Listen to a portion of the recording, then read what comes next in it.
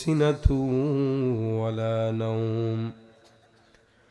وقال النبي صلى الله عليه وسلم: من قرأ آية الكرسي في دبر كل صلاة مكتوبة لم يمنعه من دخول الجنة إلا أن يموت، أو كما قال عليه الصلاة والسلام. شكل الدروس شريف بوري. اللهم صل على محمد وعلى آل محمد كما صليت على إبراهيم وعلى آل إبراهيم إنك حميد مجيد.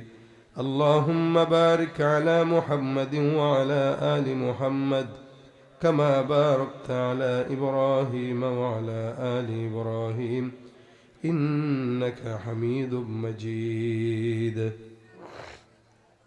আলহামদুলিল্লাহ। সুবহানিয়া দারুস সালাম মাদ্রাসা ফিরোজা আলম মহিলা মাদ্রাসার উদ্যোগে আয়োজিত প্রথম বার্ষিক ওয়াজ মাহফিলের সম্মানিত দিনপ্রিয় ইসলামপ্রিয় ভাইরা, মঞ্চ উপবিষ্ট আমার শ্রদ্ধেয় ওলামা একরাম, আল্লাহ পাক রব্বুল আলামিনের দরবারে লাখ কোটি শুকরিয়া যে রব্বে করিম আজকের এই দিনী মজমায় আমাদেরকে আসার বসার তৌফিক এনায়েত করেছেন। কালিমাতুশ শুকর আদায় করি, জবান খুলে বলি আলহামদুলিল্লাহ। রাত অনেক হয়ে গেছে, 12টা ছুঁই একদম হাজিরা দেওয়ার জন্য আসা। গলার আওয়াজ শুনে বুঝতে পারতেছেন শারীরিক অবস্থা দুর্বল।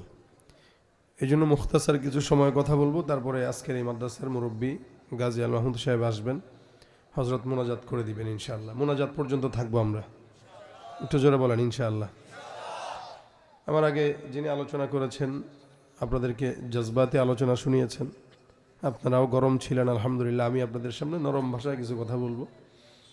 এই কথাগুলো বাসা পর্যন্ত আমরা আমলের নিয়তে আল্লাহ পাক আগে আমাকে নেওয়ার তৌফিক দিক, আপনাদেরকেও দান করুক, আমিন। এ বাসায় যারা দাঁড়ানো আছেন একটু কষ্ট করে ওনাদেরকে বসার সুযোগ করে দেন। হ্যাঁ, একটু বসার সুযোগ করে দেন সবাইকে। তাফাসসাহু ফিল মাজালিস ফাফসাহু ইয়াফসাহিল্লাহু লাকুম। জায়গা করে দেন ইনশাআল্লাহ, আল্লাহ আপনাদের জায়গা করে দিবেন। সবাই বসেন। মাহফিলে যারা বিনয়ী এরা বসে, যারা অহংকারী দাঁড়িয়ে থাকে। আমরা বিনয় অর্জন করি, আল্লাহ পাক উভয় জাহানের সম্মান দান করবেন ইনশাআল্লাহ।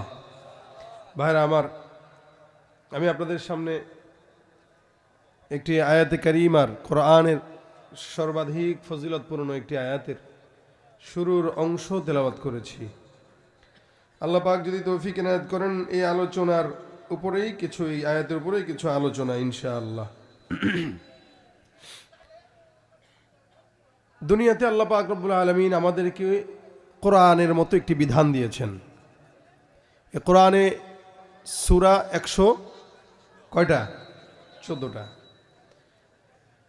আয়াত তো হাজার হাজার। তো এই যে এতগুলো আয়াত, এতগুলো সূরা, এর ভিতরে সবচাইতে কোন আয়াতটা আল্লাহ পাকের কাছে বেশি পছন্দনীয়, ওই আয়াতটা সম্পর্কেই কিছু কথা আপনাদেরকে বলবো। রাসূল করিম সাল্লাল্লাহু আলাইহি ওয়াসাল্লামের একজন সাহাবী ছিলেন, নাম উবাই ইবনে কাব রাদিয়াল্লাহু তাআলা আনহু। নবী সাল্লাল্লাহু আলাইহি ওয়াসাল্লাম একদিন উবাই ইবনে কাবকে বললেন, উবাই ইবনে কাব, তুমি বলো তো কোরআনের সর্বাধিক গুরুত্বপূর্ণ ফজিলতপূর্ণ আয়াত কোনটি? সাহাবা আজমাইনদের একটা আদব ছিল, নবী প্রশ্ন করলে ওইটার হাওলা রসুল এবং আল্লাহর উপর ছেড়ে দিতেন। এটা আল্লাহ রসুল ভালো জানেন।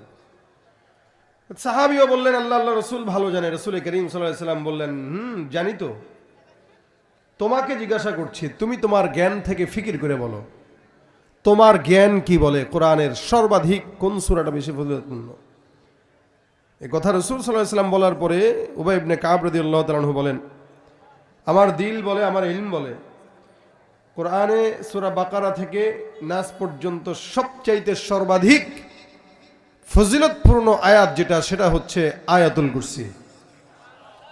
এই যে আসতে বললেন, জোরে বলেন, খোঁচানো যেন না লাগে। সুবহানাল্লাহ যতবার বলবেন আওয়াজ দিয়া বলবেন। এই যে সুবহানাল্লাহ একবার বলছেন তো আল্লাহ পাক জান্নাতে একটা গাছ লাগাই দিয়েছেন। এখন যারা বলেছেন তাদের আরেকটা গাছ লেগে গেছে, সুবহানাল্লাহ। এই যে এখন আবার আরেকটা লেগেছে, সুবহানাল্লাহ। হযরত আবু হুরায়রা রাদিয়াল্লাহু তাআলা আনহুর একটা তাসবিহ ছিল দড়ির। সাহাবা একরামদের জামানায় তো আর ডিজিটাল তাসবিহ ছিল না, তো ওনার দড়িটার ভিতরে 2000 গিট দেওয়া ছিল, 2000 গিট। এই 2000 গিট সম্বলিত একটা তাসবিহ ওনার কাছে ছিল, দড়ি ছিল। এটা ওনার শোয়ার শীতানের কাছে রাখতেন। তো উনি যখন রাত্রেবেলা ঘুমাইতেন, ঘুমের আগে 2000 বার সুবহানাল্লাহ পড়ে ঘুমাইতেন। মানে 2000টা জান্নাতে গাছের চারা লাগায় ঘুমা যেতেন, সুবহানাল্লাহ। আল্লাহ রাসূল বলেন, ইন্না ফিল জান্নাতি লাশাজারা, কেউ যদি একবার সুবহানাল্লাহ পড়ে তার জন্য জান্নাতে একটা ফলের গাছ লেগে যায়। আবার বলেন সুবহানাল্লাহ। আমরা ফকিরের জাত বলেই বারান্দায় 10-15টা গাছের চারা লাগাই আর বলে এটা আমার বাগান। হ্যাঁ, 10-12টা বাগান গাছ, তাও ছোট ছোট, ছায়াও দেয় না, ফলও দেয় না, খালি ফুল ধরে আর ঝরে, ধরে আর ঝরে। আমরা কি আমার বাগান? মেহমান আসলে বাগান দেখবেন, বাগান, হ্যাঁ দেখেন। সে বাগান দেখায়, তাও কাকে? গ্রাম থেকে যে চাচি আসছে তাকে। গ্রামের চাচিরে ঢাকা শহরের বারান্দার বাগান দেখাইলে হবে? তাহলে ভাই, দুনিয়ার বাগানের চেয়ে জান্নাতের বাগান কত বড়। একবার বলতেছেন তো একটা গাছ লাগতেছে, কত বড়? নবী করিম সাল্লাল্লাহু আলাইহি ওয়াসাল্লাম বলেন, যে গাছটা লাগবে এই গাছের গোড়াটা এত মোটা। আরবের দ্রুতগামী ঘোড়া, আপনারা দৌড় দেখেছেন কিনা আমি জানি না, আমি দেখেছি। মদিনা থেকে মক্কায় যাচ্ছিলাম, এই সফরের ভিতরে হঠাৎ করে দেখি মরুভূমির মাঝখানে আমাদের বাসের পাশ দিয়ে একটা ঘোড়া দৌড় দিয়ে ঠাস করে চোখের পলকে চলে গেল। আর আপনারা জানেন আরবে গাড়ি না হইলেও মিনিমাম 120 কিলোমিটার চলে, রাস্তায় 120-140 দেওয়া। তো আমাদের গাড়িও 120-এ চলতেছে। তা আমি দেখলাম একদম ছুটে চলে গেল একটা ঘোড়া নিমিষেই। তার মানে সে মিনিমাম 200 কিলোমিটার আছে। তাগড়া ঘোড়া, পুরো একটা যুবক বসা। আমি ঘোড়াটার দিকে তাকায় থাকলাম, যত দূর দৃষ্টি গেল মনে হয় মিনিটের ভিতরে ঘোড়াটা আমাদের চোখের থেকে অদৃশ্য হয়ে গেল। এটা বর্তমান সময়ের আরবের ঘোড়ার কথা বলতেছে। নবী করিম সাল্লাল্লাহু আলাইহি ওয়াসাল্লামের জামানার আরবের ঘোড়া তো আরো বেশি তাগড়া ছিল।